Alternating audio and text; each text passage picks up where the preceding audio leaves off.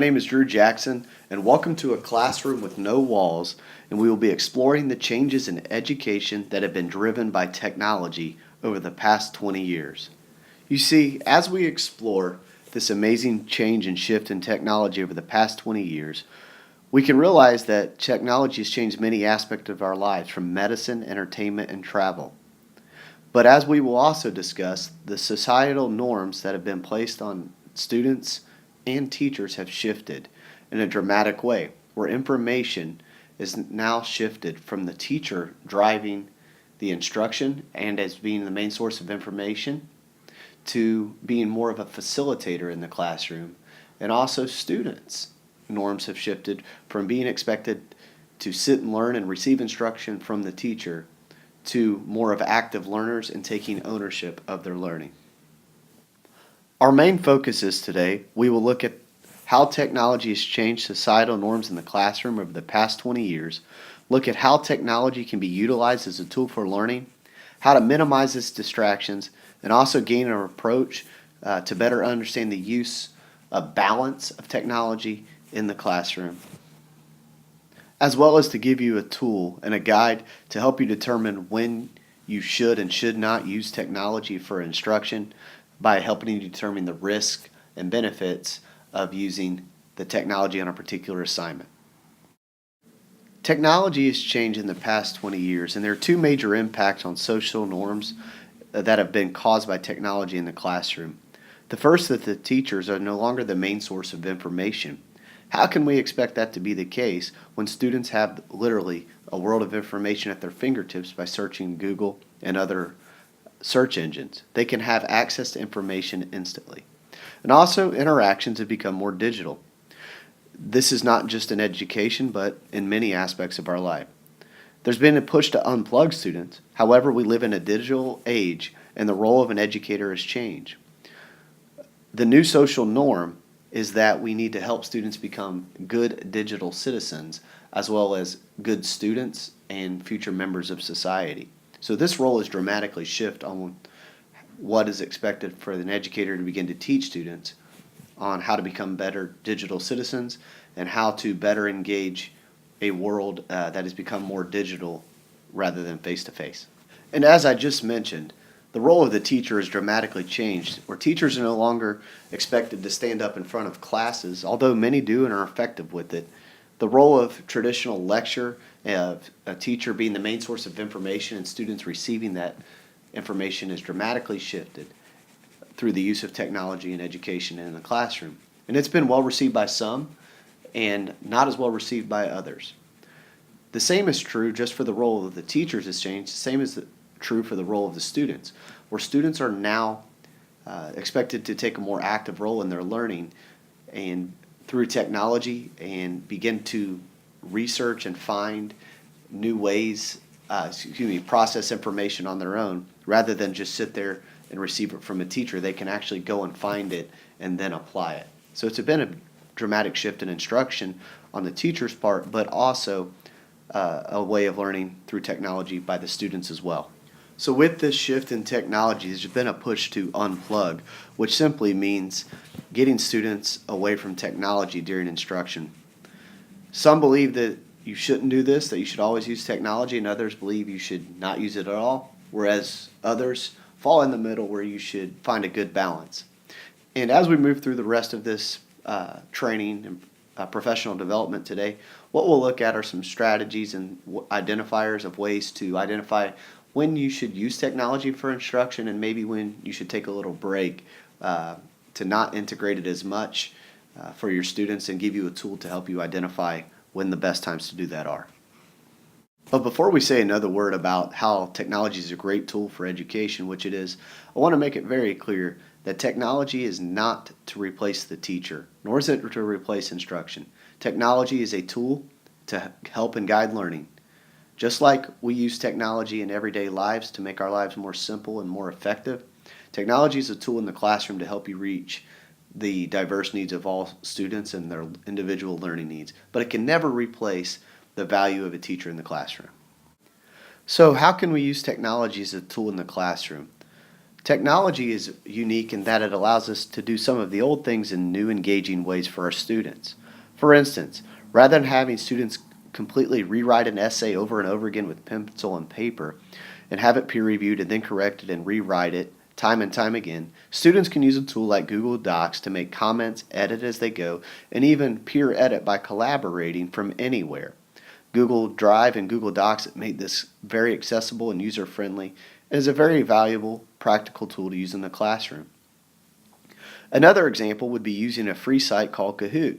Students can use devices to respond to questions as a class or individuals by playing a game to help them either recall information, practice, or review. Additionally, technology also allows the teacher to more easily differentiate, for instance, by providing access to information in a different format such as video or audio, or even a different type of presentation that can better help a student understand. It's much easier for the teacher to do that with the technology available at their fingertips today. In the article by Albert on Edutopia, they discuss how great a tool in the classroom that videos can be. There are lots of free content out there as well as sites.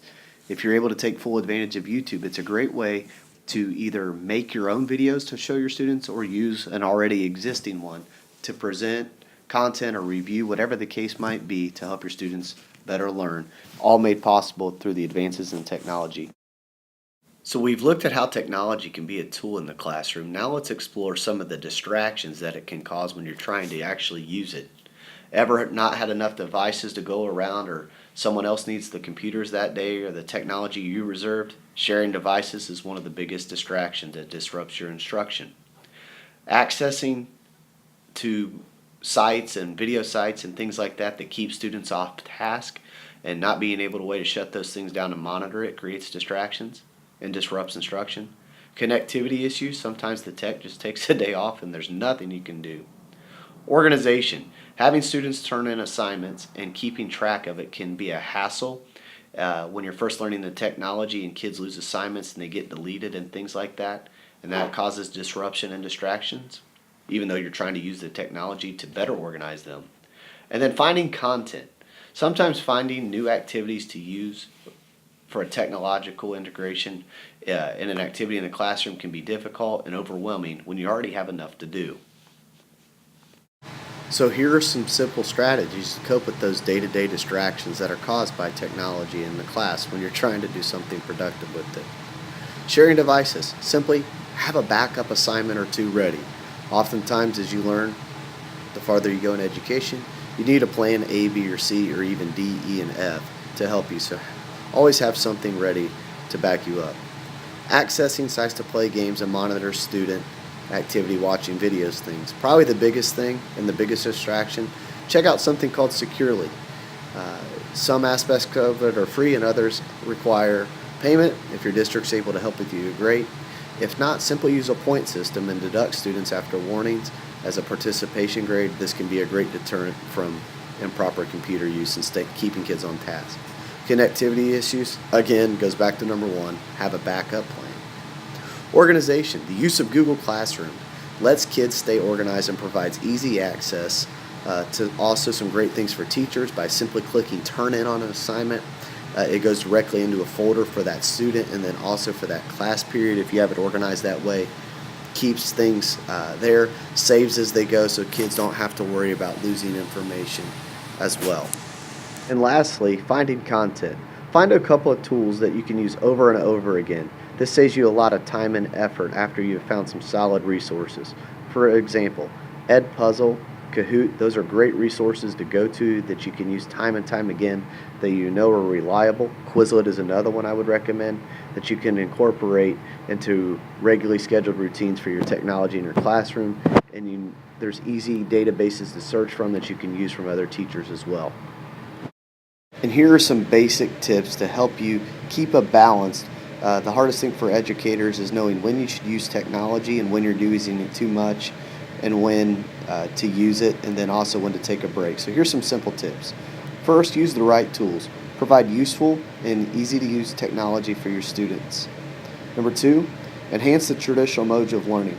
Change it up. Don't just use videos. Use podcasts, use games, use webquests, etc.